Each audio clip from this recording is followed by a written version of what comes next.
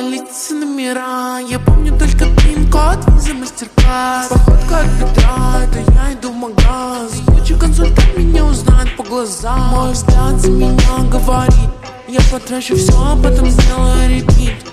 Мой муж за меня разрулится. Он такой крутой, на руле мне безлимит. Это сладкая жизнь, как клубника в шоколаде. Люди говорят: ну сколько можно тратить?